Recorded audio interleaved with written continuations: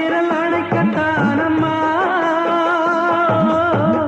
முத்துரதம் எனக்கு தானம்மா